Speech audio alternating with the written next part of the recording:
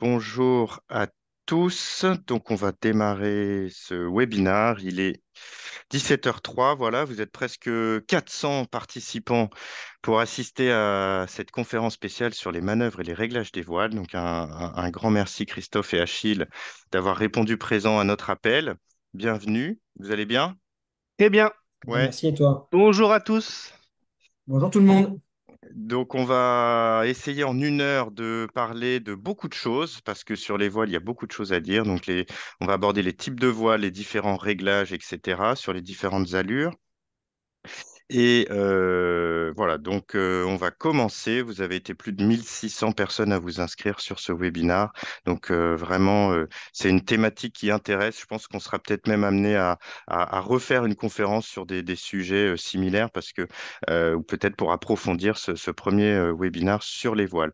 Donc juste un mot sur Globe Seller, si Achille, si tu peux passer la slide. Alors, à propos de Globeseller, donc c'est nous qui organisons cette conférence. Globeseller est une agence de location de bateaux et une agence de voyage spécialisée dans les croisières à la voile, les croisières thématiques et les stages de voile. Voilà, donc nous sommes basés à Paris et Lorient et nous organisons des croisières un peu partout dans le monde auprès de loueurs professionnels que nous sélectionnons. Et donc, on a à cœur également de donner du contenu de qualité pour nos clients, notre communauté. Donc, ça fait maintenant 3 4 ans qu'on organise des webinars avec plein de sujets variés autour de la voile. Et donc, aujourd'hui, sur les réglages de voile. Donc, un grand merci Achille et Christophe pour votre présence. Et du coup, Achille, je vais te laisser te présenter. Merci Achille. Eh ben de rien. Bonjour à tous. Je vais me présenter très vite. Je m'appelle Achille Nebou, j'ai 33 ans. Je viens de Montpellier dans le sud de la France, mais je suis breton maintenant depuis quelques années. J'ai été bien accepté, intégré à Lorient depuis 2020. Je navigue depuis tout petit, hein, depuis voilà, que j'ai 9 10 ans, en optimiste, voilà, comme la plupart des gens qui commencent la voile.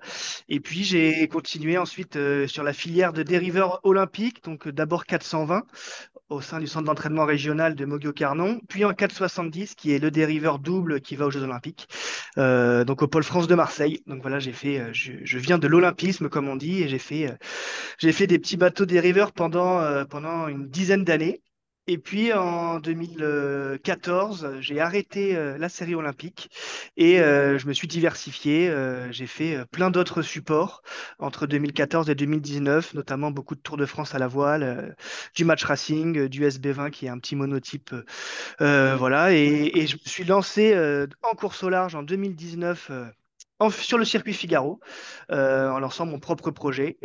Voilà, c'était un rêve de gosse que de faire cette course parce que je l'ai beaucoup suivi quand j'étais jeune parce que Quito de Pavan, que certains connaissent peut-être, est un très bon ami de mon père, de mes parents. Et voilà, lui, quand il a commencé le Figaro dans les années 2000, moi, je commençais l'Optimiste et j'ai suivi tous ces exploits sur les pontons d'arrivée de la solitaire et ça me faisait complètement rêver. Du coup, voilà, j'ai toujours voulu faire cette course un jour. Et donc, je me suis enfin lancé en 2019 avec l'arrivée du Figaro 3, Figaro Beneteau 3. Et j'ai fait 4 ans de Figaro en terminant l'année passée par une belle troisième place sur la solitaire du Figaro qui a été voilà, un grand moment de ma carrière et un grand, voilà, après tout le travail effectué depuis ces 4 années. Et avec mes partenaires, on a décidé de passer à la vitesse supérieure et de passer du coup en classe 40, qui sont des bateaux un peu plus gros. Et on a donc racheté le classe 40 vainqueur de la dernière route du Rhum de Johan Richomme sous les couleurs de Paprec Arkea. On l'a acheté avant qu'il gagne la route du Rhum. Du coup, voilà, ça a été la cerise sur le gâteau que Johan remporte cette course et on l'a récupéré au mois de janvier de cette année. Et depuis, on ne s'arrête pas et le programme a été très chargé pour le mettre à ses nouvelles couleurs, s'entraîner, le découvrir et faire les premières courses qui se sont bien passées avec une première victoire sur la main race au mois de mai. Et une troisième place sur les sables Horta, les sables au mois de juillet. Donc voilà, on prépare maintenant la Transat Jacques Vabre, qui est le gros objectif de la saison, où on a des belles ambitions de continuer sur cette lancée de beaux résultats. Et moi, j'ai signé pour un partenariat de 4 ans en classe 40 jusqu'à la Route du Rhum 2026, qui est la deuxième course qui m'a fait rêver petit. Donc voilà, ça annonce de belles années. Des Euh, rêves qui se concrétisent, c'est super. ouais, c'est ça, exactement. J'ai beaucoup de chance et j'en profite tous les jours. Donc voilà. Et Merci du coup, Achille. voilà aussi Christophe et un de mes amis d'enfance, on a commencé l'Optimiste ensemble à Montpellier, à côté de Montpellier, et puis du 420 ensemble aussi au sein du CER de Montguio, et on est restés très très proches, de très bons amis, et on a été amenés aussi à travailler ensemble parce que lui a intégré la voilerie Delta Voile qui est très présente en course au large. Du coup, voilà, j'étais content qu'on s'associe aujourd'hui sur ce webinaire. Donc Chris, si tu veux présenter un petit peu la belle voilerie Delta Voile.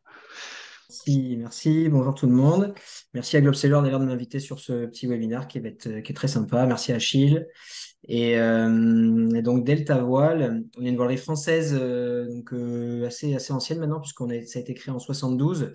La voilerie, elle est basée à côté de Montpellier, dans le sud de la France. Donc quand on dit la voilerie, elle est basée, c'est la production est basée là-bas. Donc toutes les voiles Delta Voile sont produites là-bas sur le plancher à Moguio, à côté de Montpellier. Et on a en France donc un peu plus de 28 points de vente en France, donc métropole et pas forcément que en métropole. On a aussi quelques points de vente dans les dom-toms ou sur les îles comme Madère. On doit avoir Madère, de tête, j'avoue, je sais plus. On a Madère, on a en Corse aussi. Voilà, on a donc des points de vente qui pour la plupart sont des voileries. Donc elles ont un plancher, elles font du service, elles font plein de choses sur les bateaux, du gréement. Voilà, ce sont des gens qui sont plutôt polyvalents et qui donc revendent des voiles Delta Voile. Euh, Delta Voile, on équipe beaucoup de bateaux de croisière, beaucoup de bateaux de course. On fait des bateaux de toutes les tailles, jusqu'à 70-80 pieds, et en croisière et en course, on peut aller aussi loin, et on fait aussi donc de la course au large. Donc, on a aussi travaillé avec Achille sur ces bateaux. On part du mini au classe 40. Donc, mini 650, Figaro 3, classe 40. On lui fait quelques voiles d'IMOCA pour Quito d'ailleurs, pour Quito de Pavan, quand il avait son projet IMOCA dans le sud de la France, qui avait qui avait travaillé avec nous. C'était bien passé. Mais voilà, on continue sur ce secteur-là, essayer de se développer et de rester implanté dans la course au large. Et Et vous voilà. êtes peut-être quand même la voilerie la plus implantée en croisière, notamment en Méditerranée, où j'ai l'impression que une belle majorité, enfin une grande partie des bateaux de croisière sont équipés chez vous. Ouais, on est assez implanté en croisière en Méditerranée, parce qu'on a beaucoup d'agents en Méditerranée en fin de compte, assez rapprochés parce qu'il y a beaucoup de gros ports qui sont très proches en Méditerranée, et donc ouais, on est assez présent. Sur la zone Bretagne, ça tend à se développer quand même de plus en plus avec des nouveaux agents qui sont arrivés, d'où des nouveaux agents qui sont arrivés très dernièrement, qui ont été annoncés je crois, 1 ou 2 semaines, qui sont entre la Normandie et la Bretagne aussi. Donc, on est très, très présent en Méditerranée. On tend à essayer de le devenir un peu plus en Bretagne, ouais, complètement. Ok. Bon, bah merci en tout cas Christophe et Achille. On va On va commencer. lancer, voilà, on va commencer à rentrer directement dans le vif du sujet. Donc Christophe, je crois que c'est toi qui commences sur Pardon. les différents types de voiles. Ouais. En fait, on va essayer donc on va parler des différents types de voiles, et on va parler dans un premier temps de ce qui existe pour les voiles. Ça veut dire qu'est-ce qui existe comme type de tissu, comme type de coupe. Et on va parler aussi des utilisations pour ces voiles. Achille va donner des petits tips, des petites astuces, des astuces de réglage sur les différents réglages qui existent sur les voiles. On va essayer et on va séparer ça en 3 groupes, évidemment. Donc, au début, on va parler des tissus et des coupes, et ensuite les grands voiles, les génois et les voiles de portant. Voilà, ce qu'il y a à peu près sur tous les bateaux. Du coup, là, on est sur deux graphiques. Un qui va présenter, en fait, bon, tout le monde est un peu au courant, mais on préfère le rappeler. Donc, les différentes allures. Donc, le pré, le bon plein, le petit largue, le travers, le largue et le grand largue. Et le vent arrière qui est une allure assez particulière, qu'on fait peu d'ailleurs en croisière, en l'occurrence, du vent arrière. On en parlera après pourquoi on en fait peu, mais on n'en fait pas énormément. Et à côté, donc, une plage d'utilisation des voiles, donc, en fonction des angles. Donc, le zéro étant évidemment le face au vent, donc, qui est matérialisé sur le schéma de gauche. Et on a voulu donc schématiser les angles d'utilisation des voiles de portant, parce que C'est généralement sur ces voiles-là on a besoin de savoir à quel angle on les utilise pour savoir à quel angle on peut les envoyer ou pas, pour pas se faire surprendre. Donc, je ne vais pas rentrer dans le détail pour décrire exactement ce qui est marqué sur le schéma. Les codes 0 étant des voiles assez plates qui s'utilisent sur des angles donc assez hauts, donc 50 degrés du vent, et jusqu'au SPI asymétrique, qui s'utilise donc le plus bas jusqu'à 160 degrés du vent. Au milieu de ça, il y a d'autres voiles. Il y aurait aussi une voile qui viendrait derrière. On n'en parle pas forcément parce que c'est le SPI symétrique et qu'en croisière, il se fait de moins en moins. On reviendra dessus après sur pourquoi il se fait de moins en moins. Mais voilà, donc je vais rester sur le schéma comme ça. Vous l'avez en visu. L'idée, c'est juste de rappeler un peu les angles d'utilisation des voiles. Donc en gros, trois grandes familles, les génois qui sont des voiles pour naviguer près du vent, on va dire entre le pré et le travers, les Jenaker ou Code Zéro qui voilà, sont un peu la même chose pour naviguer au vent de travers jusque, on va dire au largue, et ensuite les spies asymétriques pour naviguer vraiment au grand largue. Donc voilà, on va essayer d'aborder ces trois familles euh, ensuite. Euh, alors, pour présenter les tissus, et pour vous présenter ce qui existe, je les ai séparés en deux grandes catégories. Je pense que beaucoup de personnes le savent, d'autres ne le savent pas forcément. Donc, il existe ce qu'on appelle des tissus tissés, des tissus laminés. Il y a de tout et pour tous. Ça veut dire que ce n'est pas parce qu'un tissu est laminé qu'il n'est pas destiné à faire de la croisière et ou de la course, et ce n'est pas parce qu'un tissu est tissé qu'il n'est pas destiné à faire de la course. Donc, les tissus, pour bien comprendre la différence, un tissu laminé, c'est un tissu dans lequel il y a de la colle. Alors, pourquoi laminé? Parce que c'est encollé. Ça peut être encollé de plein de manières différentes avec plein de produits. Généralement, il y a ce qu'on appelle des films Mylar. Le nom commun que les gens appellent ça, ils appellent ça du Mylar. Parce que on sait qu'il y a des films transparents, ce qu'on appelle des films Mylar à l'intérieur, qui sont collés avec des fibres qu'on voit ou qu'on ne voit pas d'ailleurs, ça dépend des produits. Et ça, c'est tout ce qui est la famille des tissus laminés. Les tissus tissés, pour la plupart qui sont encore aujourd'hui, ça tend à changer, mais ils sont tous blancs pour la plupart du temps. Alors, il y en a des gris un peu maintenant, mais c'est très récent. Donc, la plupart sont tous blancs. On voit sur la photo d'à côté, donc là, on est sur des tissus tissés, des tissus qui sont blancs, qui sont donc fabriqués de la même manière qu'un t-shirt, j'ai envie de dire. C'est-à-dire, c'est vraiment un vrai tissage avec des fils qui passent dessus, dessous, dessus, dessous, assez dense, plus ou moins dense selon les bateaux, plus ou moins lourd. Et il y en a pour tous les programmes. Il y en a pour tous les programmes en tissé, il y en a pour tous les programmes en laminé. Mais si je me trompe pas, Chris, les tissus tissés, donc un peu mode dacron, peut-être que ça parlera aux gens, on Ouais. les retrouve plutôt en croisière, alors que les tissus laminés sont peut-être un peu plus performants, ou pas, hein. Alors, sur la croisière, on va retrouver Alors, jusqu'à présent, on retrouvait beaucoup de tissus tissés en croisière et on se rend compte que de plus en plus, on tend vers des tissus laminés parce que les gens veulent de plus en plus des voiles techniques et ou de plus en plus se faire plaisir. Euh, les tissus tissés sont effectivement à la base destinés à faire de la croisière, mais on voit aujourd'hui des séries que tout le monde connaît, des petites séries monotypes ou des bateaux de course au large qui ont des tissus tissés, notamment les Mini 650 qui ont que des tissus tissés. Les petites séries comme des J70 ou même des J80, si je dis pas de bêtises sur les grands voiles, ont des tissus tissés à bord. Et donc, c'est pas parce que les tissus sont tissés qu'ils sont pas forcément de bons produits pour faire de la course avec.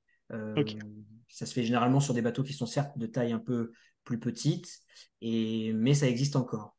Euh, les tissus laminés vont s'utiliser comme les tissus tissés en coupe cross-cut, donc ça on y reviendra après, ou en coupe triradiale. Donc il y en a vraiment pour tous les goûts et pour tous. Et encore une fois, je vais insister là-dessus parce qu'on entend souvent de la part des gens qui viennent nous voir pour demander un devis, quand on leur propose un tissu laminé, ils ont une première réaction qui est de dire attention, moi je ne fais pas de régate. Et c'est pas parce qu'on vous propose un tissu laminé que c'est un tissu pour faire de la régate. Ça peut avoir un autre intérêt que celui de faire de la régate. Ça peut correspondre à votre programme, peut-être pas, mais ça peut correspondre à votre programme. Donc, donc, c'est pas forcément que laminé n'est pas égal à régate et tissé n'est pas égal à croisière. Il faut juste séparer ça. Euh, pour les coupes, du coup, ça va déborder donc sur les coupes. Donc, il y a trois grandes coupes. Il y a les coupes cross-cut, les coupes triradiales et les coupes fibre orientées. Cross-cut, c'est ce qu'on appelle les coupes horizontales. Donc, tout le monde connaît ça. Il y en a sur tous les bateaux de croisière en règle générale. Sur la photo de droite, vous voyez la grand voile, on va appeler ça une coupe horizontale. Sur la voile, on arrive à délimiter les jonctions qui sont les espèces de traits et qui délimitent les panneaux. Alors, ils ne sont pas horizontaux, exactement. On appelle ça une coupe horizontale. Ils ne sont pas forcément horizontaux. Par contre, on pourrait revenir du pourquoi ils ne sont pas vraiment horizontaux, mais ça va être un peu trop technique pour le coup, donc on va rester là-dessus pour le moment.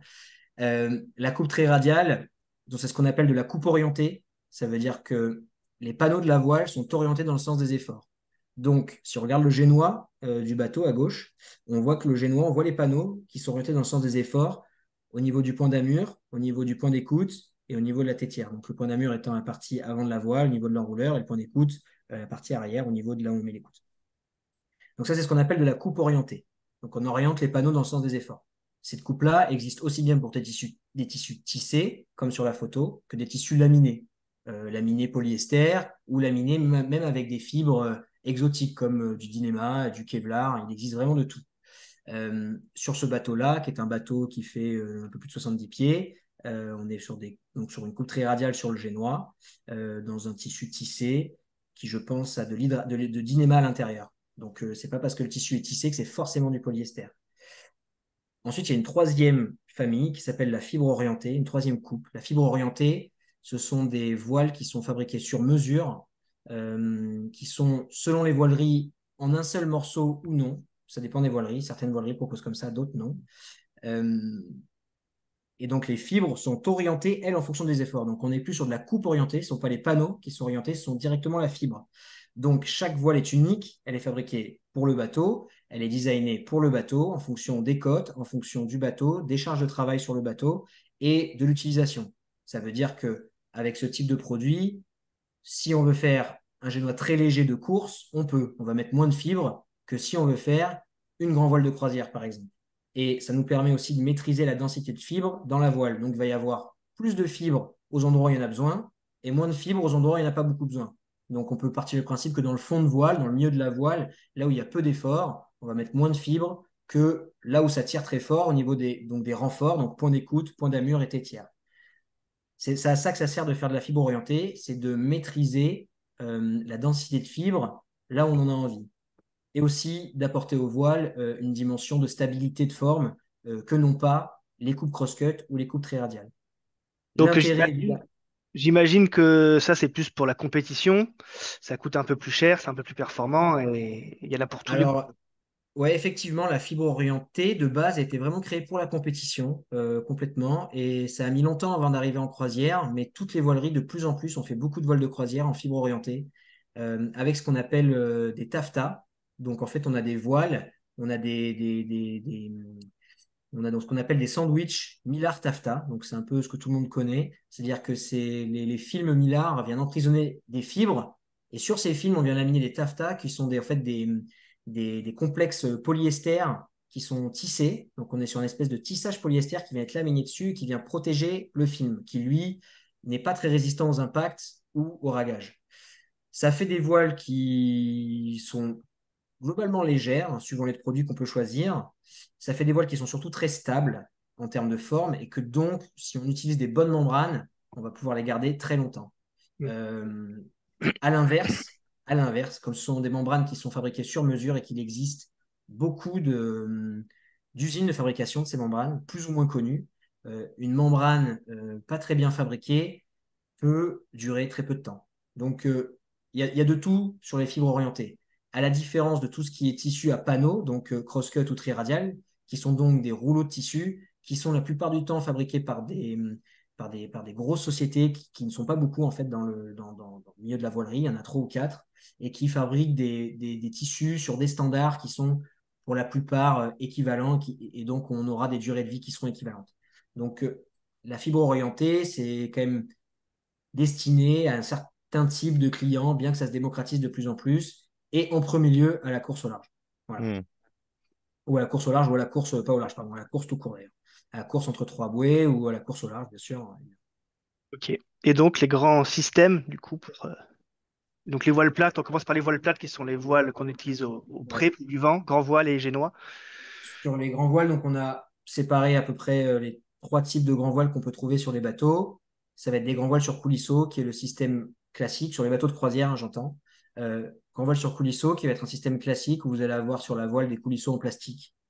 Ça peut être amélioré en fonction des finitions de la voile par des coulisseaux à roulettes qui viennent s'adapter sur les mâts sur les mâts. Vous n'avez rien à rajouter sur le mât. C'est un coulisseau qui s'enfile dans la gorge avec des petites roulettes qui viennent se poser sur le mât. Généralement, on les met au niveau des lattes.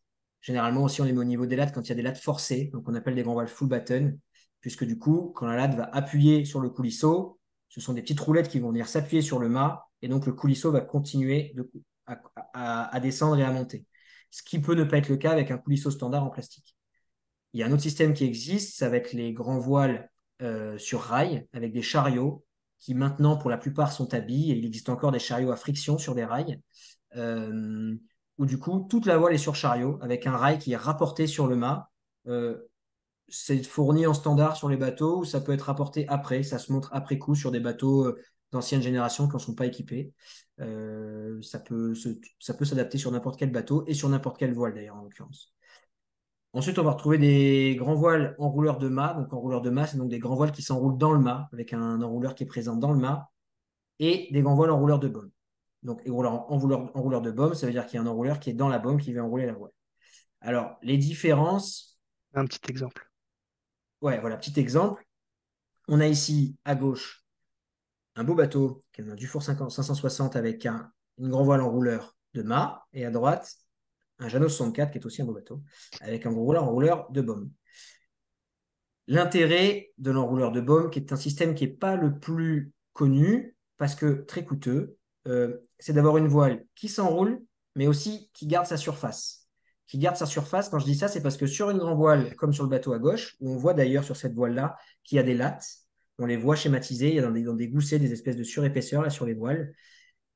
Ces lattes-là nous permettent de faire une grande voile triangulaire, un vrai triangle. Ça veut dire que la chute, donc la partie arrière de la voile, il n'y a pas de négatif, elle est droite. Si jamais on ne met pas ces lattes, on est obligé de faire une chute négative, donc avoir du négatif entre le point d'écoute qui est situé à l'arrière de la baume et la tétière en haut du mât. Alors qu'avec une grande voile sur rail ou une grande voile enrouleur de baume, on peut mettre des lattes horizontaux, je ne sais pas, des lattes horizontales, et donc avoir une surface de voile la plus optimale. Voilà.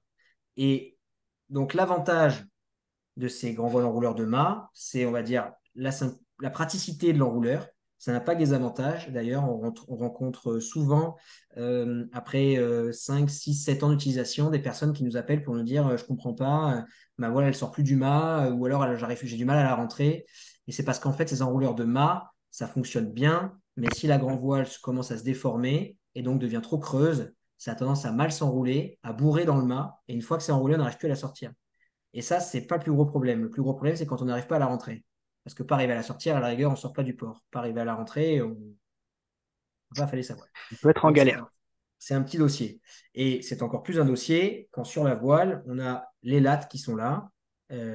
Du coup, ces lattes, en fait, pour affaler, c'est très compliqué. Et donc, ça devient vite compliqué à mettre en œuvre.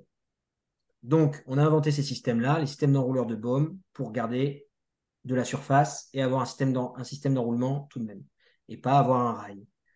Bon, voilà. Euh, c'est un système que vous ne verrez pas forcément beaucoup, mais ça se fait, ça existe, ça se démocratise de plus en plus aussi. Et donc les Génois ensuite, où c'est plus facile. Voilà, génois, c'est plus facile, il n'y a quand même pas beaucoup en croisière de variantes. Il y a des génois sur enrouleur standard avec un rail, euh, ou alors des génois sur enrouleur sur rail autovireur. Les génois que vous allez retrouver, ils peuvent soit avoir du recouvrement, donc du recouvrement, ça veut dire du recouvrement sur le mât, ou voir venir derrière les barres de flèche, ou alors sur les bateaux plus modernes, la plupart du temps, ne plus en avoir, ils n'ont plus de recouvrement. Les génois ont tendance à s'arrêter au mât ou alors à juste le dépasser un tout petit peu. Vous avez donc un génois qui est devant les barres de flèche et qui ne vient pas les recouvrir. Et vous avez aussi des génois sur rail autovireur qui sont un autre système. Le rail autovireur, comme son nom l'indique, ça veut dire qu'on n'a pas besoin de toucher à l'écoute quand on vire de bord. On a un rail devant le mât qui coulisse de gauche à droite et qui permet de ne pas s'embêter lors du virement. C'est aussi un des avantages, c'est que du coup, on a des petits génois qui, du coup, rendent les bateaux dans le petit temps peu rapides. Voilà. Donc, parce qu'on a une perte de surface qui est assez forte. Ouais. En gros, pour gagner en praticité et en facilité de manœuvre, on va perdre un petit peu en performance. Tout le temps. Souvent, tout Tout le le temps, temps. voilà. Ouais. Donc en qualité, en forme de la voile, en taille de la voile, tout ça. Exactement. Donc il faut que chacun décide un peu où mettre le curseur à ce niveau-là. Exactement. Exactement ça. Ok. Du coup, on a, Euh, on a commencé sur les voiles plates. Moi, je vais très rapidement présenter les deux grands types de voiles de portant qu'on peut retrouver. Donc, le portant, voilà, c'est quand on s'écarte du vent et que le vent vient plus de l'arrière. Donc, on a en bateau de croisière surtout des Jennaker, donc qui sont des voiles comme on voit sur le bateau de gauche, dans un tissu quand même assez costaud, peut-être un peu moins que, en tout cas un peu moins épais que les tissus d'une grand voile ou d'un génois. Il faut savoir que plus on s'écarte du vent, moins il y a de force dans la voile. Donc, plus on peut mettre des tissus un peu plus fins, un peu plus légers. Donc, le Jenaker en est l'exemple. C'est des voiles qui sont sur emmagasineur, donc qui s'enroulent et qui ne restent pas à poste. Donc, on peut affaler, qu'on peut ranger et qu'on peut envoyer uniquement quand on en a besoin. C'est des voiles qui font gagner beaucoup de vitesse aux allures de vent de travers, notamment travers petit largue, on va dire, et qui sont assez faciles d'utilisation et très performantes. On peut trouver tout type de voile et toute taille. Donc ça, chez chaque bateau et chaque voilerie qui va étudier la voile la plus adaptée. Mais c'est quand même des voiles qui marchent très bien et sur les bateaux de course aussi. C'est des voiles redoutables. Et ensuite, si on veut encore s'écarter du vent et continuer à être performant et rapide, eh ben, on va mettre un SPI. Comme l'a dit tout à l'heure Christophe, on trouve quasiment plus que des SPI asymétriques maintenant sur le marché de la croisière et aussi de la course, hein, à part des bateaux anciens qui gardent leur SPI symétrique à tangon, qui marchent très bien d'ailleurs, mais on en trouve quand même beaucoup moins maintenant. Et donc, les spies symétriques, asymétriques, comme la photo de droite, qui est un catamaran en l'occurrence, vont avoir plusieurs systèmes pour les manœuvrer, les envoyer. Le système le plus démocratisé et qu'on retrouve le plus, c'est la chaussette à spi, qui permet d'étouffer le spi et de le monter et le descendre facilement. Donc, on verra ça juste après. On peut aussi affaler son spi sans chaussettes tout seul dans son capot, mais ça c'est quand même assez compliqué. Donc moi en Figaro c'était le système qu'on utilisait. Le bateau faisait 10 mètres. Là en classe 40 on passe à un bateau de 12 mètres sur des spis plus grands. Ce serait impossible de faire ça. Du coup on utilise des chaussettes à spi. Donc voilà, je ne conseille pas du tout d'avoir des spis sans chaussettes sur des bateaux de croisière.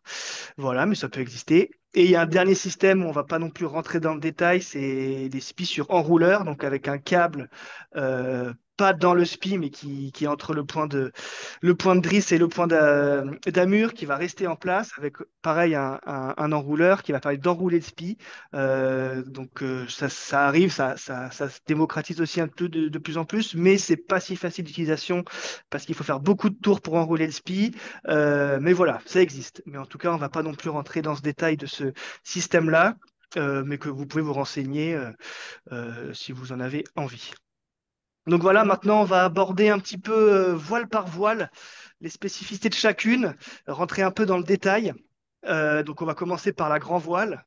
Gros dossier, la grand voile. Pour moi, la voile la plus importante, et notamment sur les bateaux de croisière, on va l'utiliser quasiment tout le temps, hein. Donc voilà, et c'est une voile où on peut faire beaucoup de choses, beaucoup de réglages dessus. Donc c'est assez sympa. Donc on va essayer de les lister et de les expliquer rapidement. Mais donc pour commencer, on va expliquer un peu voilà, comment fonctionne une voile. Une voile, la plupart du temps, elle est triangulaire, donc avec un point d'écoute, on a déjà parlé, qui est en bas à l'arrière, un point d'amure qui s'accroche souvent à la liaison entre la baume et le mât, et un point de drisse qui permet de monter la voile en tête de mât. Et ensuite, une voile, comment on va l'observer? Elle a deux spécificités. Ce sera son vrillage, donc comment sa chute va travailler et va se comporter et va être réglée. Et ensuite, sa forme et notamment son creux. On va pouvoir jouer sur le creux d'une voile, donc l'aplatir ou la creuser avec plein de systèmes possibles. Et tout ça dans le but de gagner en performance et en vitesse. Voilà. Quand on navigue, souvent, on a quand même envie d'aller le plus vite possible. Et là, on peut jouer sur des choses très facilement qui ont un effet quand même qui se ressentent beaucoup. Donc voilà, le schéma de droite est quand même très très complet, un peu trop complet. Il y a beaucoup de choses. Donc on va pas parler de tout. Mais on va commencer, voilà, peut-être dans l'ordre de ce qui est listé à gauche. La tension de drisse, qui est un réglage finalement important. On va monter notre voile en haut du mât, mais on va pouvoir tendre plus ou moins toute cette partie qui est juste derrière le mât. Et ça va avoir des effets assez importants. Donc en gros, si on n'est pas assez tendu, on va avoir des petits plis de sous-tension qui sont souvent horizontaux derrière le mât. Donc ça peut être pas mal dans le petit temps quand il y a peu de vent, voilà, pour que la voile travaille et qu'elle puisse ouais, être assez sensible aux petits écoulements du vent. Et plus le vent va rentrer, plus on va vouloir enlever ses plis, tendre notre guindant, donc ce qui est juste derrière le mât, pour aplatir la voile, tout simplement. Plus on va prendre de la drisse et mettre de la tension à cet endroit-là, plus on va aplatir la voile, la faire vriller aussi également. C'est ce qu'on veut aussi quand il y a plus de vent. Donc voilà, on ne va pas rentrer dans les détails tout à fait, mais c'est un réglage important qui est facilement accessible avec voilà, la drisse qui est au winch qu'on peut reprendre ou lâcher un petit peu. Donc n'hésitez pas. Dans certains cas, on peut avoir en plus de ça un Cunningham qui peut tirer la voile vers le bas et avoir un réglage plus sensible de cette tension de guindant.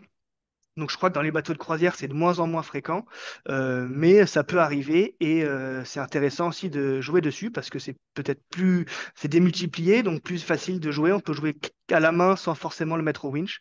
Donc voilà, en tout cas sur tous les bateaux de course, il y en a pas mal. Ensuite, la bordure, qui est aussi un réglage important, très facile à servir, mais qu'on ne connaît pas forcément parce que caché derrière souvent le lazy bag qui est sur la baume, qui permet d'accueillir la voile quand on l'a affalée. Et pourtant, sur tous les bateaux, donc sur le point d'écoute, il y a un bout qui rentre dans la baume, qui souvent revient devant la baume, qui descend en pied de mât et qui revient donc sur le piano à l'endroit de tous les bouts, et qui permet de lâcher ou reprendre la bordure et donc de creuser ou aplatir le bas de la grand voile. Et ça a un effet aussi très important. Donc pareil, quand il y a peu de vent, on peut lâcher de la bordure et creuser le bas de la voile. Et à l'inverse, on va vouloir l'aplatir très rapidement quand le vent rentre et du coup reprendre la bordure. Donc ça non plus, il ne faut pas hésiter à aller jeter un coup d'œil derrière dans le lazy bag, savoir comment ça fonctionne, quel bout est lequel en pied de mât, parce que des fois, voilà, quand ça passe dans la baume, puis le long du mât, on ne sait plus trop quoi est quoi. Mais pas hésiter à le faire. Le patara, ensuite, on va faire pas tout à fait dans l'ordre, mais le patara qui est présent sur la majorité aussi des bateaux de croisière, et donc souvent un câble tendu entre la tête de mât et l'arrière du bateau.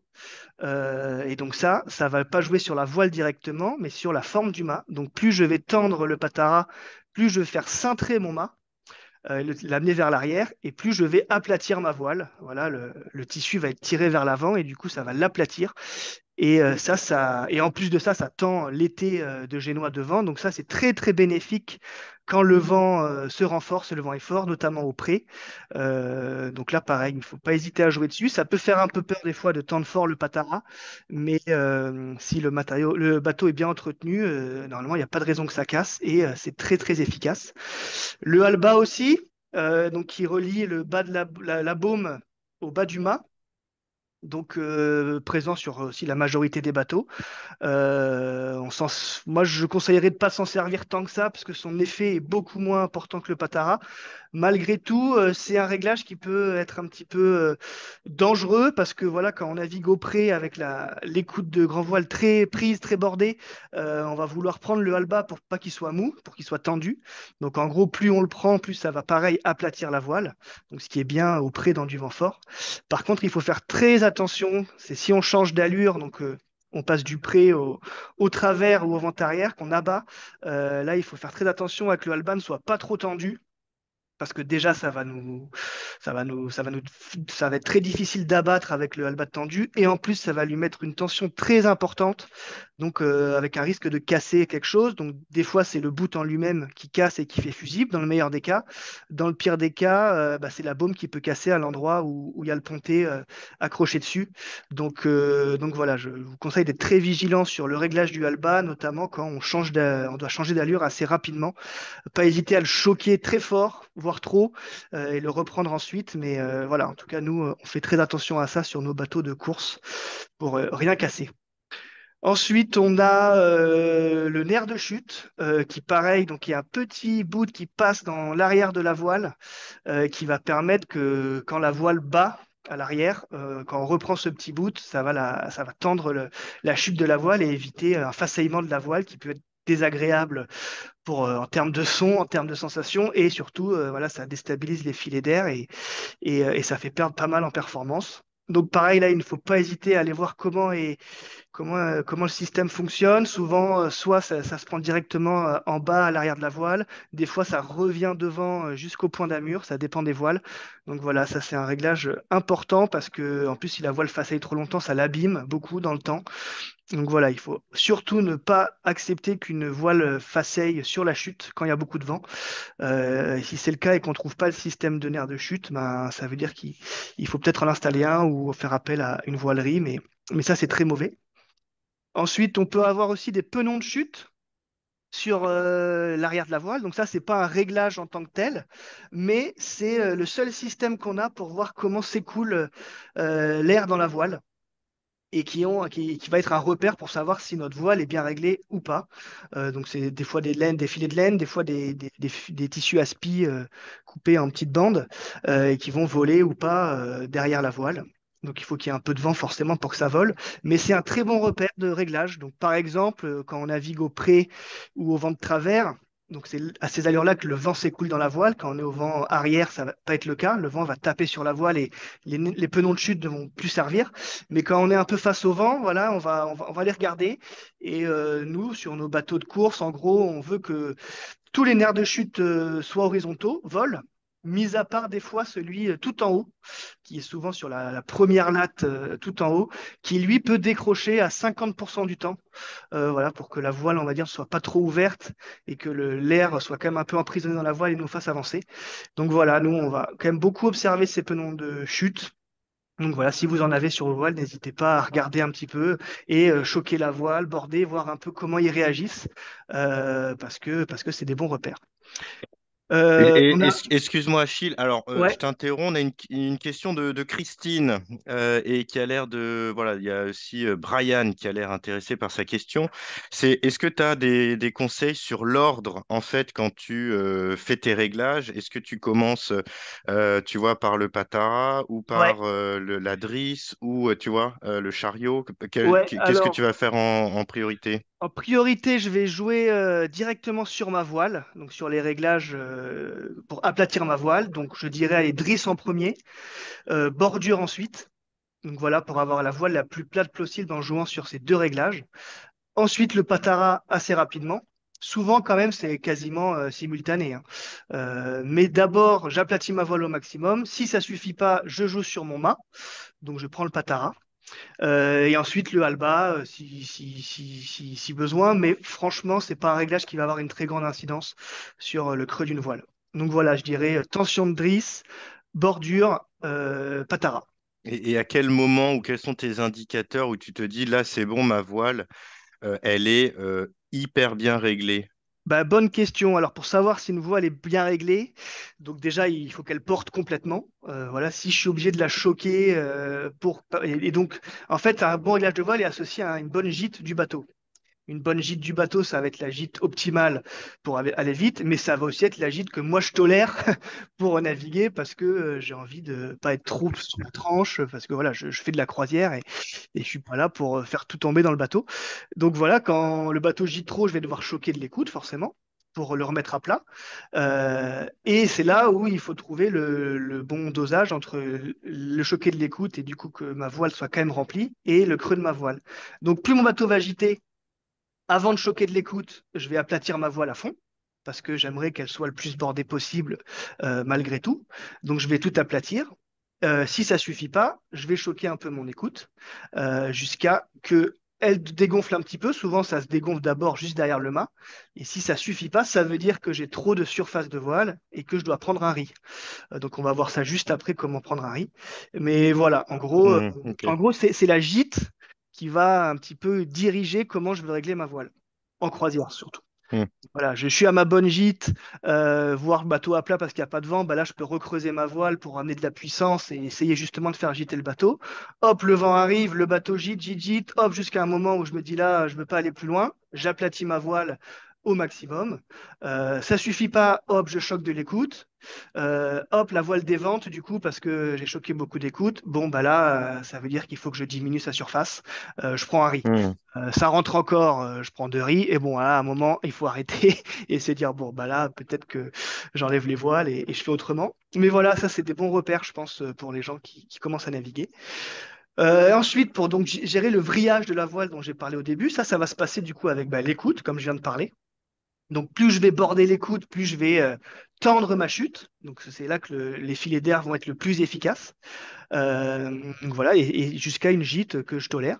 Et ensuite, il y a le chariot de grand voile. La plupart des bateaux, comme les photos de gauche montrent, ont un chariot de grand voile. Des fois, il est devant la descente, des fois, il est derrière, ça dépend. Mais en gros, celui-là, il va aussi être intéressant. En gros, au pré, quand je vais remonter le vent, je vais le mettre au milieu pour amener ma baume dans l'axe. Voire, je vais le monter un petit peu au vent pour que ma baume soit dans l'axe.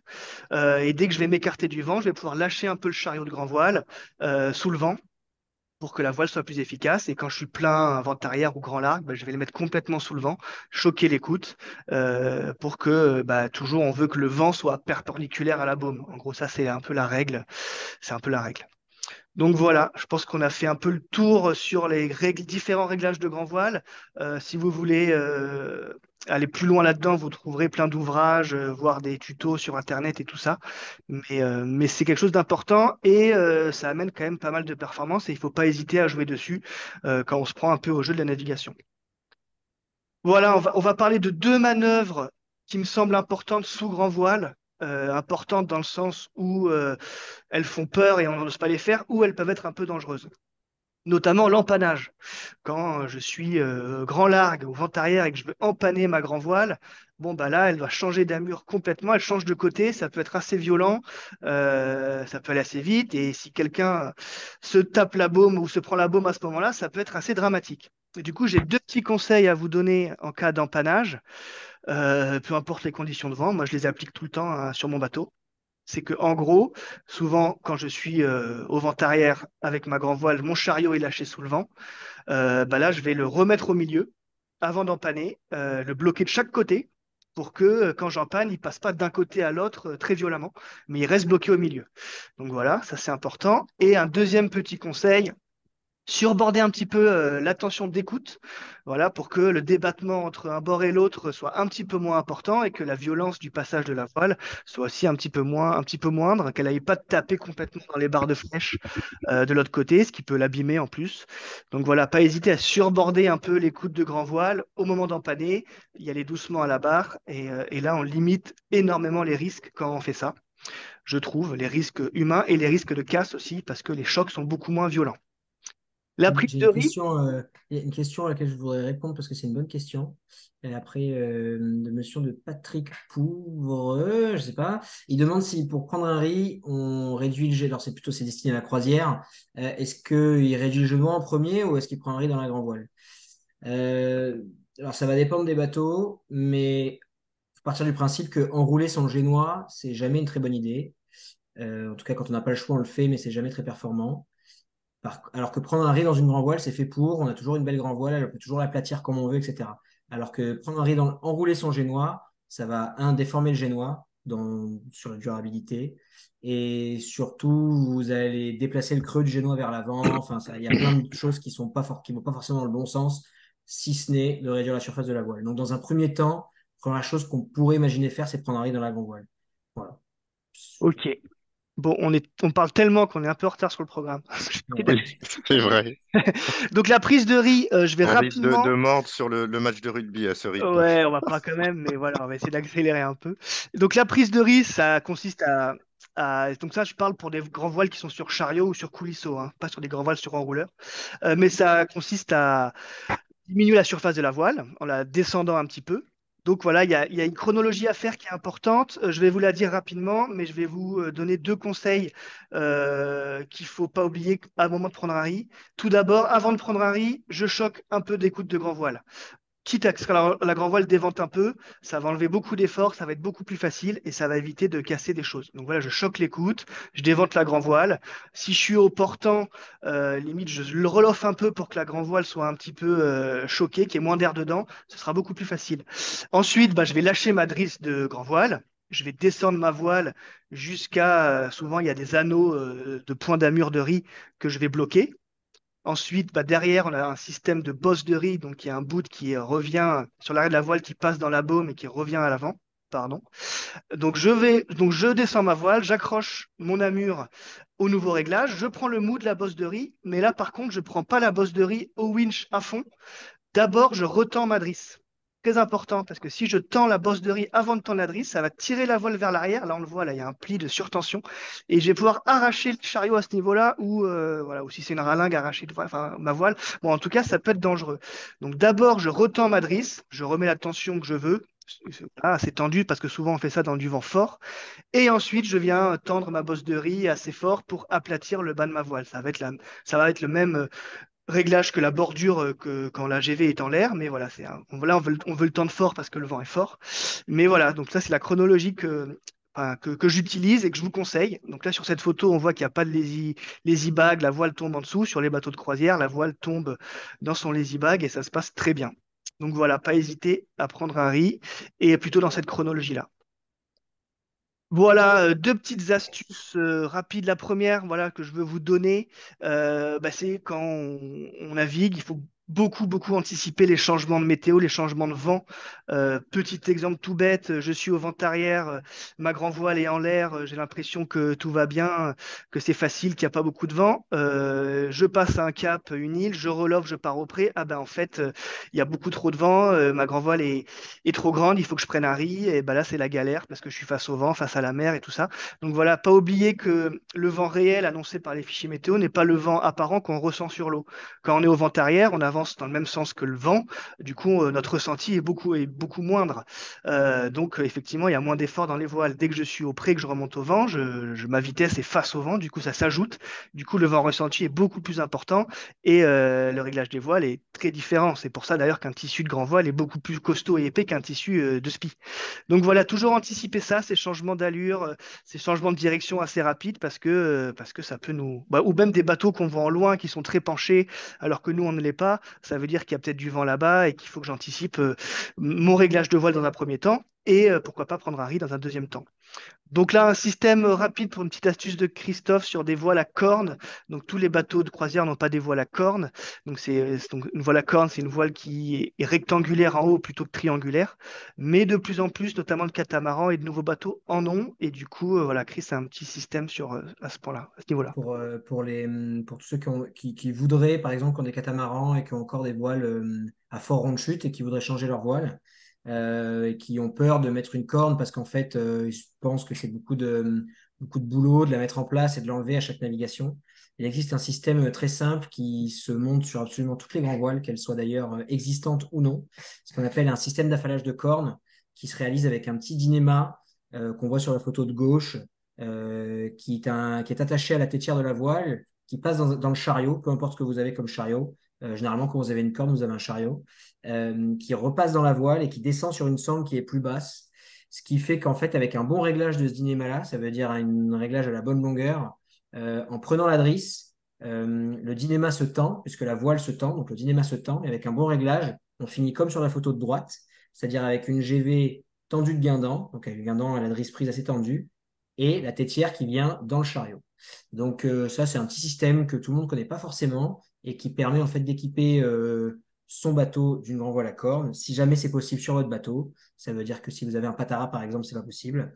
Mais de plus en plus, il y a des monocoques qui n'ont pas de patara et qui des fois n'ont pas de grand voile à corne non plus d'ailleurs, et donc c'est un peu dommage. Ou des catamarans qui ont encore des voiles à fort rond de chute, ou des catamarans neufs qui ont des voiles avec ce qu'on appelle des fausses cornes. C'est une corne qui n'est pas à 90 degrés, qui a un angle négatif, enfin négatif vers le bas en fait. Et esthétiquement, c'est pas ce qui se fait de plus joli. Donc, si les gens veulent changer, vous pouvez équiper votre bateau d'une corne sans avoir trop de problèmes. Voilà. Voilà, on va passer rapidement aux phoques, donc les voiles d'avant enroulables sur l'été, souvent structurelles, donc qui sont toujours à poste. Les réglages, il y en a moins que la grand voile, je vous rassure, c'est plus facile. Euh, pour commencer, la tension de drisse, bah là je ne l'ai pas noté dans la petite présentation, mais la tension de drisse, c'est le même système que la grand voile. Si je suis trop lâché, je vais avoir des petits plis derrière mon été qui vont être peut-être bien dans le petit temps, mais qui vont pas me plaire quand le vent est plus fort. Donc, pas hésiter à reprendre la drisse de phoque pour avoir voilà, pas de plis, c'est quand même un bon repère. Avoir une voile sans plis derrière, c'est quand même plutôt pas mal. Ensuite, je vais avoir sur tous les bateaux quasiment un chariot souvent dans longitudinal, donc vers l'avant, de l'avant à l'arrière du bateau, réglable, qui va me permettre, lui, de gérer le creux de la voile, tout simplement. Plus j'avance mon chariot, plus le bas de ma voile va être creuse. Sur cette photo-là, on voit quand même que la voile est assez creuse. Et plus je le recule, plus ça va aplatir ma voile. Donc pareil, plus le vent est faible, plus je vais vouloir mettre un petit peu de creux dans ma voile, plus le vent est fort, plus je vais vouloir l'aplatir, donc reculer mon chariot et border un peu l'écoute. Et le dernier réglage, c'est la tension d'écoute, tout simplement. Pareil, donc là, la tension d'écoute, on va pouvoir s'en occuper grâce au réglage des penons. Donc les penons, vous voyez sur le petit image de gauche, c'est deux bouts de laine de chaque côté de la voile, donc à l'interrado, à l'intérieur, et à l'extrado, à l'extérieur de la voile, qui vont nous faire visualiser l'écoulement du vent de chaque côté de la voile. Et moi, en gros, je veux que l'écoulement soit le même de chaque côté. C'est là que la voile est la plus performante. Donc, je veux que les penons soient tous les deux horizontaux, comme celui-là vers l'arrière. Celui-là vers l'avant décroche devant. Ça veut dire que ma voile n'est pas réglée ou que je suis trop près du vent. Souvent, ça s'accompagne d'un façaillement.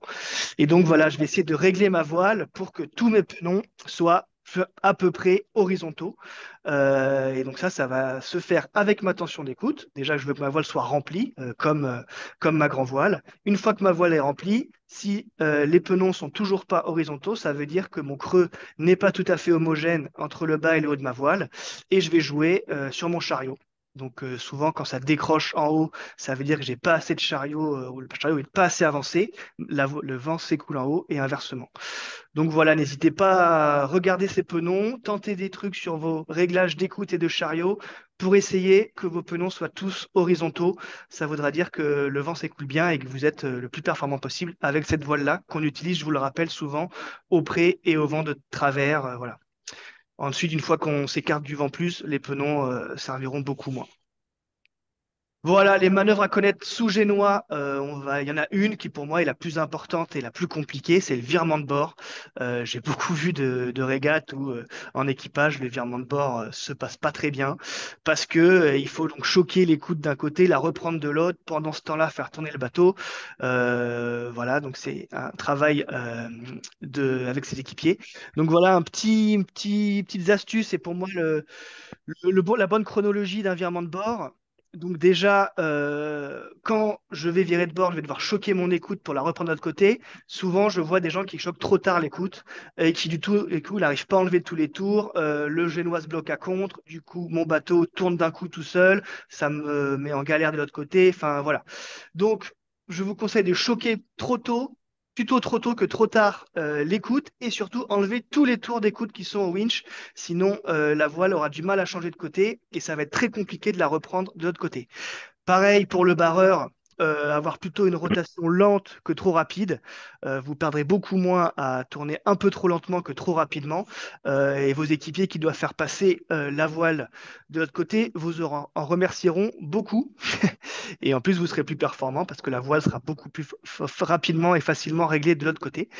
Ce qui peut arriver dans un virement de bord aussi, c'est de surpâter. Donc, je ne sais pas si ça vous est déjà arrivé, mais c'est que l'écoute, la nouvelle écoute, quand je reprends l'écoute de phoque, fait des tours sur elle-même, et là, c'est bloqué, c'est la cata, c'est compliqué de les enlever. Du coup, je vous conseille de ne pas faire trop de tours d'écoute quand je borde le phoque sur la nouvelle amure. Deux tours d'écoute, voire trois si c'est des grands winches, mais pas en faire trop et les rajouter ensuite. Une fois que j'ai rebordé tout ce que je pouvais à la main, je rajoute mes tours, je mets ma manivelle et je finis à la manivelle de winch pour régler mon génois plus finement, mais pas faire trop de tours dès le début.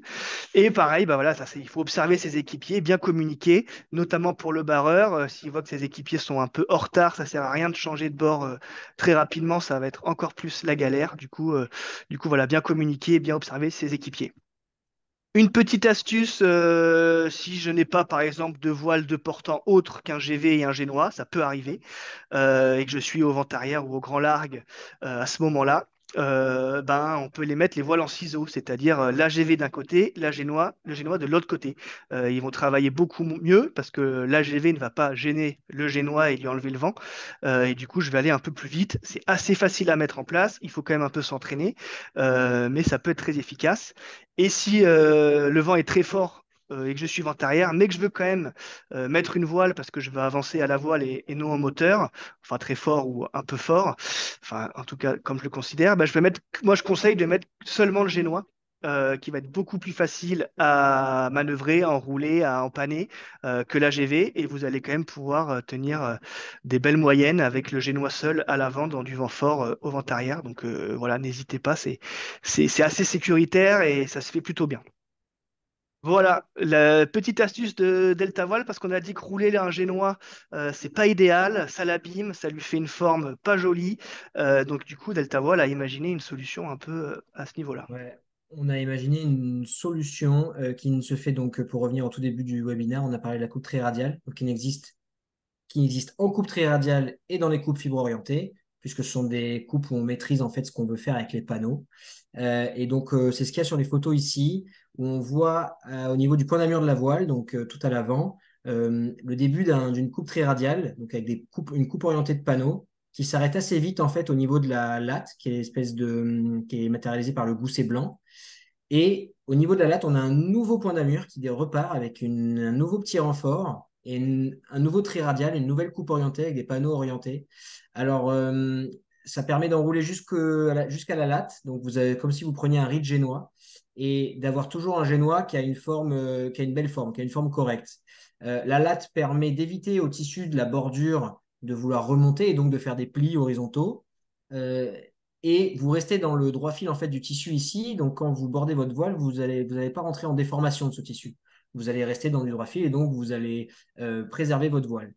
Euh, Ça a cet intérêt-là. Ça vous permet de prendre un riz sans abîmer votre génois. Alors, évidemment, si vous devez enrouler votre voile plus au-delà de cette latte, on revient dans le biais du tissu, donc sur un tissu qui va avoir tendance à se déformer, etc. Ce n'est pas infaillible, mais c'est une des solutions qui permet sur des bateaux de cette taille-là, le bateau doit faire 35-37 pieds, de ne pas être obligatoire, de ne pas obligatoirement s'équiper d'une trinquette ou d'une chose comme ça, et d'avoir une voile de gros temps, ou une voile de vent fort, plutôt jolie avec juste un genou enrouleur. Voilà. Ce Voilà. qu'on Et appelle il le n'y a genou aucun X. génois, il y a aucun génois avec deux lattes, avec du coup, deux possibilités de rouler, tu vois, comme s'il y avait deux riz. Alors, non, parce qu'à un moment donné, il faut quand même rentrer dans le droit fil du point d'écoute. Et pour pouvoir faire deux points d'amure sur un génois, ça serait potentiellement possible, mais sur des très très grands génois, Ouais. avec beaucoup de grandes longueurs de bordure, donc sur des gros bateaux. Et ça se fait pas trop. Mm. Ok. Généralement, sur un gros bateau, on va du coup préférer mettre une trinquette sur un rouleur, d'ailleurs, en l'occurrence, sur un gros bateau, en croisière. On va préférer mettre ça que de faire un génois avec 2, 3, 4 points d'amis. Mm. Voilà. Ok. Voilà, et ben on va passer aux voiles de portant plus. On va commencer par les Jenaker. Donc là, ça va aller assez vite. J'ai mis quelques photos pour illustrer, mais je vais vous expliquer un petit peu comment Gray envoyer et dérouler son Jenaker. Bon, c'est assez simple. Du coup, chaque Jenaker va être roulé quand on va vouloir l'envoyer, comme cette photo 2, avec en bas un emmagasineur permet de le rouler, de dérouler, une bosse d'enroulement, donc un bout d'enroulement qui va être continu, qu'on va amener à l'arrière du bateau. Et en haut, souvent, voilà, une manille en haut qui tourne aussi, que je vais aller accrocher à ma drisse de tête. Donc voilà, je vais aller clipser mon emmagasineur à l'avant de mon bateau, soit au bout de mon bout dehors, je peux avoir une petite padaille, ou bien juste devant mon étai de génois. Voilà, il y a souvent quelque chose qui permet d'accrocher un Jenaker. Je vais accrocher ensuite ma drisse. Je vais accrocher mon écoute au point d'écoute. Je vais la ramener à l'arrière. Souvent, on a une poulie à l'arrière au niveau des balcons arrière qui revient vers les winches. Une fois que j'ai accroché ces trois points-là, ben, je vais pouvoir monter ma voile par la drisse. Souvent, on a une drisse qui fait spi et Jenaker, je pense, la plupart du temps. Donc, je vais monter ma voile en tête de mât, encore roulée. Je vais tendre ma drisse. Donc là, je vais vouloir quand même avoir une tension de guindant assez élevé. En tout cas, que pas trop, ça sert à rien de tirer trop fort, mais en tout cas que je trouve que le Genaker soit bien tenu et ne bouge pas dans tous les sens. Ça, c'est un bon repère. Et ensuite, une fois que j'ai fait ça, ben, je vais pouvoir le dérouler en tirant par l'écoute et partir au vent de travers de largue avec mon Genaker qu'on voit sur la photo 3.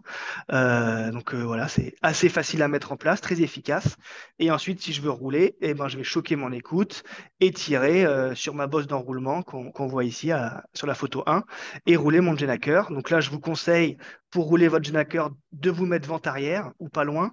Ça va enlever beaucoup d'efforts dans la voile, ça va être beaucoup plus facile à rouler et vous allez le faire très facilement. Donc bon, moi je conseille pas de mettre un Genaker dans plus de 15-20 nœuds, hein, ça commence à être un petit peu limite.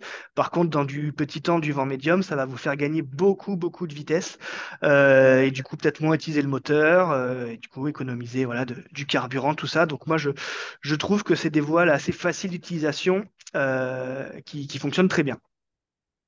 Et on va finir par les spinnaker, du coup. Il y en a peut-être aussi moins sur les bateaux de croisière, mais je trouve que c'est une voile qui marche très bien. Donc là, on va parler des spinnakers qui ne sont pas sur enrouleur, qui sont sous chaussette, comme sur la photo de droite. Donc on voit le spi jaune qui est complètement dans une chaussette, donc voilà, qui est comprimé dans la chaussette, qui va me permettre de monter mon spi en haut du mât très facilement. Donc le point d'amure à l'avant va être le même que celui du Genaker, souvent. Donc je vais faire voilà, un nœud ou bien quelque chose, voilà, à mon amure de spi. Je vais accrocher ma chaussette en haut de la drisse. Donc bien sûr, toujours vérifier que la drisse est du bon côté par rapport mon amure quand je grée mon spinnaker, mon écoute aussi. Et voilà, une fois que j'ai monté mon spinnaker en haut, là, j'ai pas d'histoire de tension de drisse, je le mets en butée en haut à la main. En gros, ça va s'arrêter tout seul, ça va être en butée. Et je vais aller tirer sur le bout de la chaussette. C'est un bout pareil continu. Si je tire dans un sens, ça monte. Si je tire dans l'autre, ça descend, tout simplement. Donc voilà, une fois que je suis prêt, que j'ai mon écoute avec quelques tours autour du winch, que voilà, mon amure est assuré, que je sens que je suis bien, et ben je vais aller à l'avant, monter ma chaussette de spi, et mon génateur va se déployer et va se gonfler. Voilà, donc ça marche très bien aussi aux allures grand largue, où c'est des allures où on sent qu'il n'y a pas de vent, on peut aller un peu moins vite. Voilà, un spinnaker peut faire gagner pas mal de vitesse. Par contre, ce qui est compliqué sur spinnaker, c'est d'empanner. Parce qu'avec mon Genaker, pour empanner, j'ai juste à le rouler, changer de bord, changer d'amure et le dérouler dans l'autre sens. Le spinnaker, ça va pas être possible. Je pourrais éventuellement descendre ma chaussette, le faire passer de l'autre côté, renvoyer ma chaussette, mais c'est un peu compliqué, ça fait aller à l'avant. Je ne conseille pas trop ça. Par contre, il y a des astuces assez faciles pour empanner un spinnaker. Déjà, il y a un choix à faire, c'est comment je grée mes écoutes de spi. Est-ce que je les mets, enfin ma contre-écoute notamment, donc mon écoute va partir à l'arrière, mais ma contre-écoute qui va passer devant l'été et va revenir derrière de l'autre côté, est-ce que je la mets entre l'été et l'avant de mon spi, donc ça grille en intérieur, ou est-ce que je la fais passer complètement à l'extérieur du spi et qui revient de l'autre côté? Donc ça, c'est un choix qu'il faut faire. En Figaro, pour un petit exemple, on empannait en intérieur, donc entre l'été et le spi, dans du vent assez faible parce que voilà, il n'y avait pas trop d'efforts dans le spi et c'était assez facile de le faire. Par contre, dès que le vent était fort, c'était compliqué de faire passer le spi dans cet espace assez restreint entre l'avant du spi et l'été de Génois. Du coup, on le faisait passer par devant, donc on grée les écoutes en extérieur, donc on lâchait l'écoute, le spi passait par devant le bateau et on reprenait dans l'autre sens. Ça marche très bien. Il y a moins d'efforts. Par contre, il y a un risque, c'est que si je gère pas très bien mes tensions d'écoute, si par exemple je lâche trop vite mon écoute au moment de l'empannage, elle peut éventuellement passer sous le bateau et aller se coincer dans la quille. Donc voilà, ça c'est un peu galère. Il faut la repasser, il faut aller tirer, ça peut abîmer la quille. Donc c'est une manœuvre qui marche bien, mais il faut un peu s'entraîner. Donc moi je conseille quand même d'empanner en intérieur, c'est beaucoup moins risqué à ce niveau-là. Et pour en parler en extérieur, voilà, je vous explique vite fait comment je fais. Je me mets quasiment plein vent arrière, un petit peu moins, on va dire à 160, 165 degrés du vent, sur la même amure. Donc je ne m'occupe pas de ma grand voile. Pour l'instant, elle ne passe pas, elle ne change pas de côté. Et là, je fais changer mon speed côté avant toute chose. Donc je lâche l'écoute doucement. Je fais amener le point d'écoute au niveau de l'été de Génois. Et là, à ce moment-là, ben, je lâche complètement l'écoute, je prends la nouvelle, je fais passer mon spi complètement de l'autre côté. Donc là, voilà, mon spi sera en ciseau, comme on a dit tout à l'heure, donc c'est-à-dire de l'autre côté de la grand voile. Une fois que j'ai fait ça, j'ai fait le plus dur. Je peux continuer à abattre un petit peu, me mettre plein vent arrière, hop, me mettre à 160 degrés du vent de l'autre côté. Et là, la voile va passer toute seule, tranquillement, et j'aurai fait un empannage qui normalement se passe bien. C'est pas quelque chose d'infaillible. Voilà, moi, des cocottes, comme on voit sur la photo de gauche, j'en ai fait un paquet. Ça arrive toujours. Bah, c'est le problème des spies, hein, et c'est ce qui peut faire peur aussi sur les spies. Par contre, il faut pas s'alarmer. C'est des choses qui arrivent. Les spies sont quand même conçus pour que ça arrive. Par contre, quand ça arrive, il faut pas paniquer. Et il y a quelques réflexes à avoir pour les défaire. Et notamment, le premier, c'est réempanner dans l'autre sens. Voilà, si quand j'ai empanné, mon spi a fait une cocotte, et ben ça sert à rien de rester sur ce mur-là pour la défaire. Ça va pas marcher. Par contre, si je réempanne de l'autre côté, donc je refais passer la voile de l'autre côté, et hop, je mets sur l'autre côté, normalement, les tours vont se faire dans l'autre sens et ça va se défaire tout seul. Donc voilà, c'est la première chose à faire quand je fais une cocotte. Si je peux le faire, je réempanne, je défais mes tours. Et souvent, quand en cocotte, c'est que il y avait un peu trop de vent, que je me suis fait un peu surprendre. Bon, bah c'est peut-être le moment de chaussetter et de descendre le spi et d'y aller plus tranquille. Une autre technique en cocotte qui marche aussi très bien, c'est de chaussetter. Tout simplement, je lâche mon écoute, je vais à ma chaussette, je la descends complètement. Normalement, bah, l'air va. Souvent, il y a une cocotte, c'est parce qu'il y a le vent qui tire au-dessus du nœud et en dessous du nœud. Quand je chaussette, bah, le vent ne tire plus au-dessus du nœud et les nœuds vont s'enlever tout seuls, finalement. Donc voilà, c'est pas forcément un réflexe qu'on a, on ne sait pas forcément, mais chaussetter quand on a fait une cocotte, c'est ce qui va être le mieux pour la défaire. Voilà. Dernière petite astuce de Delta Voile, ils ont aussi créé une voile intéressante au Ouais, portant, une voile, ouais. code D. Que beaucoup connaissent, hein, qui s'appelle le Code D, qui a été assez populaire, hein, créé il y a un peu plus de 10 ans. L'idée de cette voile, donc, c'est d'avoir ce qu'on appelle un spi asymétrique qui s'enroule. Donc, en fait, ce qu'on appelle un spi hybride, l'idée, c'était d'avoir un spi sur un gain tendu qui puisse permettre de faire un peu tout, qui nous évite d'avoir deux ou trois voiles à bord du bateau en voile de portant qu'on n'a pas, en règle générale, en croisière, pour pouvoir faire du portant. L'idée, c'était d'avoir donc un spi qui s'enroule pour la praticité de cette voile, parce que quand ça s'enroule et que ça se déroule, c'est quand même super simple, on force pas beaucoup, c'est facilement, on le met facilement à poste, on l'enlève facilement, et de pouvoir quand même faire du portant ou faire des allures assez low-fait. Donc, c'est une espèce d'alchimie entre un Jennaker et un spi asymétrique. C'est une voile qui est assez travaillée, qui est assez compliquée, parce que faire des voiles qui s'enroulent, c'est très simple. Faire des voiles le plus creux possible qui s'enroulent, c'est plus compliqué. Les voiles creuses ont tendance à assez mal s'enrouler autour d'un câble ou à assez mal s'enrouler tout court. Ce qu'on disait au début de la vidéo sur les grands voiles enrouleurs de mât. Une grand voile trop creuse, ça s'enroule pas très bien. C'est pareil avec les voiles de portant. Une voile trop creuse, ça s'enroule pas très bien non plus. Donc, faire une voile trop creuse, ça s'enroulerait pas. Et une voile très plate, on pourrait pas forcément faire du portant avec. Donc, ce code D, c'est un Genac dans un tissu aspi qui a l'idée d'un spi asymétrique, mais qui s'enroule comme un Genac. Si vous revenez à la slide numéro 1, vous avez l'angle d'utilisation du code D. Voilà, c'est un peu l'idée. Ça s'est vraiment démocratisé sur les bateaux de croisière. On en vend énormément. Ça a été copié par beaucoup de voileries parce que ça marche très bien. Tout le monde le fait. On dira qu'on est les premiers, et c'est à peu près vrai. Peut-être qu'on est aussi, je ne sais pas si le nôtre est mieux que les autres, j'imagine que oui. En tout cas, j'ai envie de penser que oui. Mais c'est une très bonne voile pour faire de la croisière et s'éviter d'avoir plusieurs voiles. Voilà. Ouais, c'est pas la voile parfaite, mais c'est une voile qui a une grande plage d'utilisation et qui s'utilise facilement et voilà, qui est assez intéressante. Et du coup, ben voilà, on arrive au bout. On a un peu dépassé le Passer un temps, peu. mais j'espère que ça vous a intéressé. On aurait pu en Et, parler encore longtemps, je crois. Il y a beaucoup de questions ouais, auxquelles il y j'ai a plein de répondu à des choses, hein, sur les questions. réglages de voile. On a essayé de garder les choses les plus importantes, mais quand même en rentrant dans un peu de détails. Donc voilà. Merci à tous les Ouais. deux. Du coup, on a un peu, ouais, un peu dépassé. Alors, il y a eu beaucoup, beaucoup de questions. Sachez que cette vidéo vous sera renvoyée par email Et vous aurez le replay. Donc, il y a beaucoup de questions. Vous aurez les réponses durant la conférence. Et on a le temps quand même pour quelques questions ou pas, Achille et Christophe? Oui, oui, moi Oui, bien sûr, j'ai ouais, du temps. complètement. Complètement.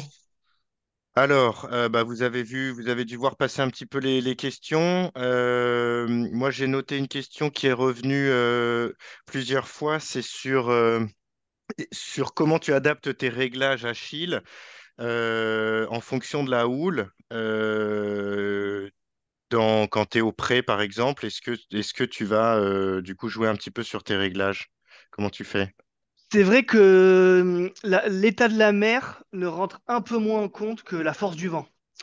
Ça peut être le cas, par exemple, quand il y a beaucoup de houle et très peu de vent. Voilà, je vais avoir une voile puissante, donc la les faire peut-être un peu plus creuse que je l'aurais fait sans houle. Par contre, c'est quand même le vent qui va dicter mon réglage de voile. Voilà, quand il y a de la houle, souvent ce qui est pas facile, c'est que en haut de la vague, on va avoir une survente, en bas, on va avoir une molle. Donc il faut décider, est-ce que je règle mon bateau pour le haut de la houle et la survente ou pour le bas de la vague et de la molle. Voilà, je pense qu'on fait pas tout à fait la même chose en compétition qu'en croisière. En croisière, moi, je conseillerais de régler pour le haut de la vague et du coup voilà, la survente. Voilà. Ok. Mais sinon, c'est surtout la force du vent qui va me dicter mes réglages. Voilà. On va dire quand même que plus il y a de mer, plus je vais avoir un peu de puissance dans mes voiles et les mettre un peu plus creuses. Mais voilà, tout en respectant cette histoire de gîte limite. Ok. Alors, il y a quelques autres questions. Il y a pas mal de questions qui reviennent sur le code 0 et le code D. Ouais, Christophe, est-ce que tu veux nous dire ouais. un mot là-dessus? En fait, la plupart du temps, ce sont des appellations plutôt commerciales. Il existe plein de choses chez toutes les voileries qui ont des noms différents. Le code zéro, globalement, chez toutes les voileries, c'est une voile plate pour faire du près dans le petit temps. C'est ça un code zéro. Alors, plus on va augmenter le chiffre derrière le code, code 1, code 2, code 3, code 4, code 5, plus ça va être une voile destinée à faire du portant dans du vent fort. Le code D, donc pourquoi code 0, code D? Donc code parce que tous les codes sont des voiles qui s'enroulent, donc code D parce que ça s'enroule. Alors D tout simplement parce que D comme delta voile, donc ça c'est assez simple. C'est pour ça qu'on l'appelait comme ça et ça n'existe en fait que chez nous. C'est une appellation commerciale pour désigner un spi hybride qui s'enroule pour faire de la croisière et uniquement faire de la croisière. Hmm. Ensuite, il y a plein de noms. Vous trouverez des codes 0, code 1, code 2, A2, A4, A6, S2, S4, S6. Plus le chiffre augmente, plus c'est destiné à faire du vent fort.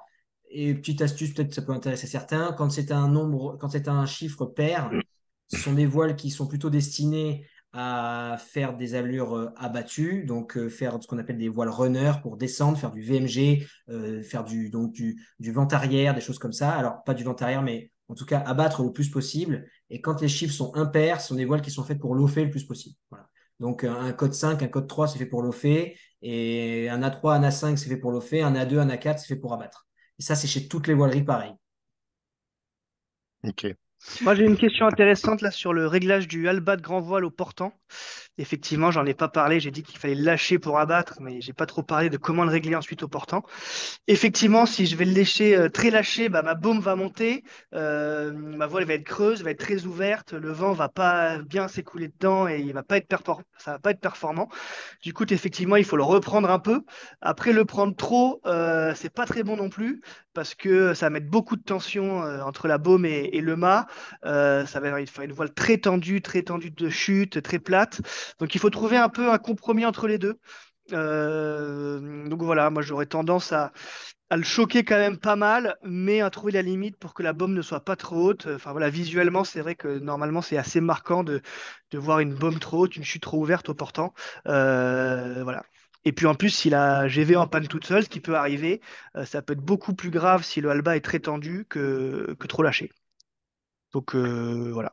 Je sais pas si je réponds bien à la question, mais Si, Il y a, si, il y a- c'est très il y a clair. plusieurs personnes qui ont demandé comment prendre un riz au portant. Alors, ça, c'est une bonne question. C'est une bonne question. Ça dépend beaucoup de votre bateau, beaucoup de ce que vous avez sur le gannant de votre grand voile et de comment elle descend ou pas. Si vous êtes sous spi et que vous voulez prendre un riz, en fait, il n'y a pas trop le choix. Soit là, le grand voile descend, et donc vous allez pouvoir le prendre, soit elle ne descend pas parce que vous n'avez pas un système qui coulisse bien, auquel cas vous n'allez pas pouvoir le prendre. Donc il faut affaler le spi, le ranger, peu importe, et il vous faut lofer pour prendre ce riz, ça veut dire que la grand voile soit dégonflée. Moi, j'ai tendance à pas conseiller à prendre des riz face au vent, surtout s'il y a du vent fort, parce que prendre des riz face au vent, c'est le meilleur moyen d'abîmer les voiles, parce qu'il y a tout qui va faceiller. La position du face au vent n'est pas forcément évidente à tenir en croisière, donc c'est pas forcément une très bonne solution. Par contre, si vous êtes sous GV et génois, vous pouvez lofer un peu, choquer du génois quand même, et être propulsé seulement par le génois qui est un peu déventé, bien choquer la grand voile, juste et lofer tant que votre grand voile, elle n'est pas dégonflée, quoi, j'ai envie de dire. Et même si votre grand voile elle est à 90 degrés du bateau, mais qu'elle est un peu dégonflée, normalement, votre grand voile devrait descendre et vous devriez pouvoir prendre votre riz. Euh, Vraiment, ça dépend de comment votre grand voile coulisse dans votre mât. Si vous avez un rail avec des chariots à billes, vous pouvez prendre votre riz super facilement en haut portant sans trop vous inquiéter du reste. Si vous avez une grand voile avec des coulisses au plastique qui ne coulissent pas quand ils sont en charge, vous ne pourrez pas le prendre. Par exemple, en classe 40 H, je crois que tu as une GV sur Ralingue. Et pour Mm. prendre ton haut portant, tu fais comment? Bah moi, j'ai un système qui me permet de ramener le bout au winch derrière et de descendre et de tirer directement sur le guindant et de faire descendre la voile. Mais effectivement, c'est un peu compliqué et des fois, on l'offre un petit peu pour voilà, mettre moins de puissance dans la grand voile. Mais c'est vrai que Et c'est pas évident. donc, tu as une Ralingue qui coulisse dans le mât, donc tu peux tirer dessus. Si vous avez des Ouais, coulisses au plastique qui ne coulissent pas et que vous faites le même vous avez tout système et que vous tirez arraché. dessus, vous risquez de tout casser. Globalement, Ouais, c'est un peu ce qui va se passer. voilà. Bon, on va s'arrêter là du coup. On est bon, 18h20. Bah, les deux peut-être dernières petites questions que je vois. Ah, Je vas-y. vois obligé d'enrouler pour virer ou empanner, j'imaginais, le Jenaker. Oui, enfin, ça peut être pas le cas. Il va finir par passer, mais ça va être une manœuvre compliquée. Ça peut l'abîmer, le déchirer. Il va se prendre à contre. Enfin, voilà, ça va faire perdre du temps et de la performance. Donc, il vaut mieux le rouler pour changer d'amure. En tout cas, nous, c'est ce qu'on fait en classe 40. Et un dernier, il y avait un truc sur les phoques à recouvrement. Pourquoi on voit plus trop de phoques à recouvrement et des phoques qui s'arrêtent devant le mât? Je pense, Chris, que c'est pour la praticité des manœuvres, non, j'imagine. Excuse-moi, je lisais une question de quelqu'un qui parlait. Excuse-moi, Est-ce, c'est quoi la question? est-ce que le fait qu'on voit maintenant beaucoup plus de Génois qui s'arrêtent devant le mât et beaucoup moins de Génois à Oui, oui, oui, recouvrement, oui. pour moi, c'est exclusivement pour faciliter les virements de bord, en fait. Oui, pour faciliter les manœuvres sur les bateaux, et puis parce que les plans de pont ont beaucoup évolué, avec des mâts qui ont en fait reculé beaucoup sur les bateaux, et donc on se permet de faire ça pour avoir parce qu'on arrive toujours quand même à avoir des surfaces de génois cohérentes avec des 110-115% de recouvrement, et sans recouvrement, ce qui est beaucoup plus simple pour les manœuvres. À l'époque, si on avait fait des génois sans recouvrement, ce qui est sur des bateaux qui avaient des génois à grand recouvrement, on aurait des génois qui étaient tellement petits que c'était pas utilisable, quoi. C'était vraiment pas performant. Maintenant, les pieds de main ont beaucoup reculé en fait sur les bateaux, au fur et à mesure des années. Voilà. Voilà, voilà. Bon, bah, un grand merci à tous les deux. C'était passionnant. Il y a vraiment beaucoup d'infos. Merci à tous ceux qui ont suivi cette conférence. Donc, vous avez été très nombreux. Je vous rappelle que vous recevrez par mail le replay. Voilà, en tout cas, on a été ravis de vous avoir avec nous. Achille, on te souhaite une belle course. Eh ben, merci. Merci D'arriver en beaucoup. tête de tout ça. Ah bah ça ce serait super. Après déjà finir les courses, c'est déjà cool. Faire des bons résultats encore plus et gagner. Alors là c'est la cerise sur le gâteau. Donc en tout cas on va tout faire pour. Bon, bah, c'est ce qu'on te souhaite. Merci à tous les deux. À très Merci à bientôt. Et puis, je vous tous. souhaite une belle soirée Bonne Merci à soirée tout le monde tous. et bon match. et Bon bon match. match. À Bon bientôt. match. Au Au revoir. revoir. Au revoir.